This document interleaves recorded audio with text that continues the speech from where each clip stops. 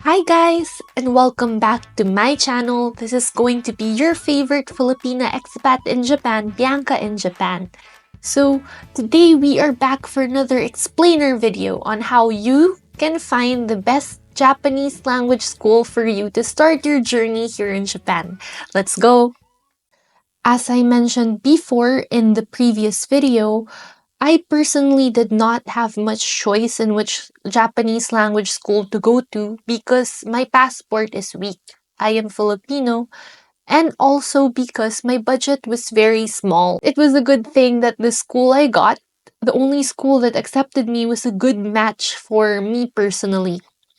The school I went to had very passionate teachers who really care about their students.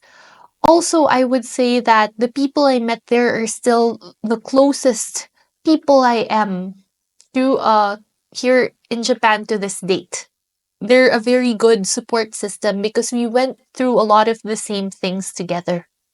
However, what works for me will not necessarily work for you. So I would say if you are one of the people with more options, like for example, if you have a stronger passport, people from Canada, America, New Zealand, Australia, Europe, people from, for example, Chile or Mexico, I would also say South Koreans, Chinese, also Malaysians and Indonesians, especially if you have a bigger budget, then maybe you want to consider thoroughly all your school options before you pick one.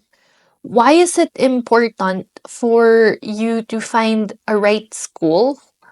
The reason being is like all businesses, Japanese language schools have a target market. Also, there are schools that focus on conversation, and these are the schools that tend to be more chill. But on the other side, there are schools that focus on further studies and job hunting after the course. So their pace is a little bit more intense. So you really have to consider which school, otherwise, you'll be very unhappy about what's going on because it does take 4 hours of your life every day for 5 days a week. I think the first question you need to ask is if you want to go as a direct student to Japan or if you want to go as an agency student to Japan. There are a lot of agencies in your own country and international agencies, but what I can say is if you're going to choose, I would choose the agency from your own country. The reason being is that they're more of an expert of what you need for that particular nationality. What the agency can do for you, whether it's local or international, is they can help you prepare for all the documents you need to submit as to be a Japanese language student to get the student visa. They will also help you, for example, be emotionally prepared for coming to Japan. They will tell you a little bit more about the culture, the background, the etiquette, and what you can expect.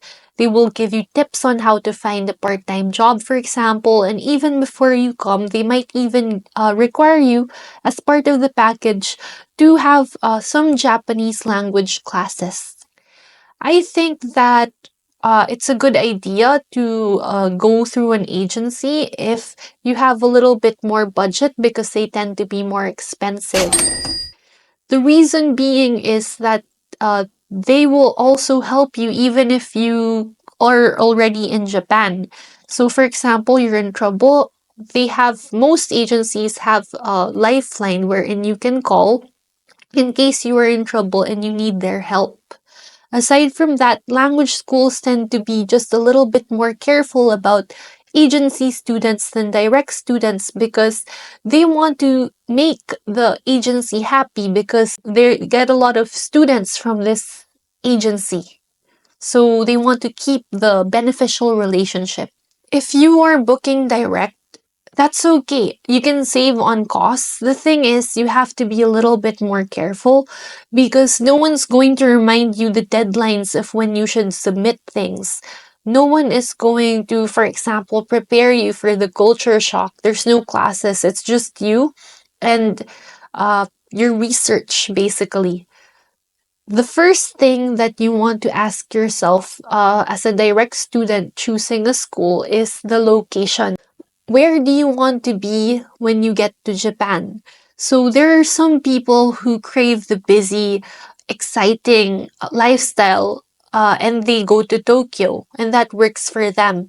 But for people who do not want to be overstimulated, there are also schools in, for example, Kyoto and Sendai and Nagano, which are a little bit more laxed, and you can also learn more Japanese there because there tends to be less people who know English. The next is, what is your budget?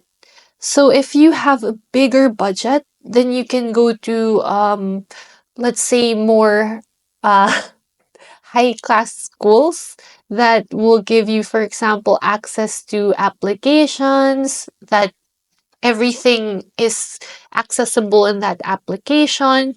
If you have a smaller budget, of course, the school's facilities will not be too advanced, I would say, but how do you know what schools are out there? So I think that the best way to go about it is to go to this wonderful site that helped me out when I was coming here, which is gogonihon.com.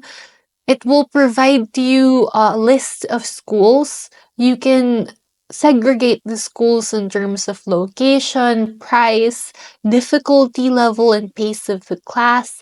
It will also tell you what is the common demographic in that particular school. So, yes, Gogo Nihon is a good place to go to just get a feeler of what kind of schools are out there. If you would like to view the school with your own eyes, what you can do is you can go on a trip to Japan and then maybe spend 1 or 2 weeks just checking out Google Maps on what schools are there in the particular location that you want to study in. And lastly, for the students who don't have much budget but who have, for example, big brains, maybe what you want to consider are scholarships.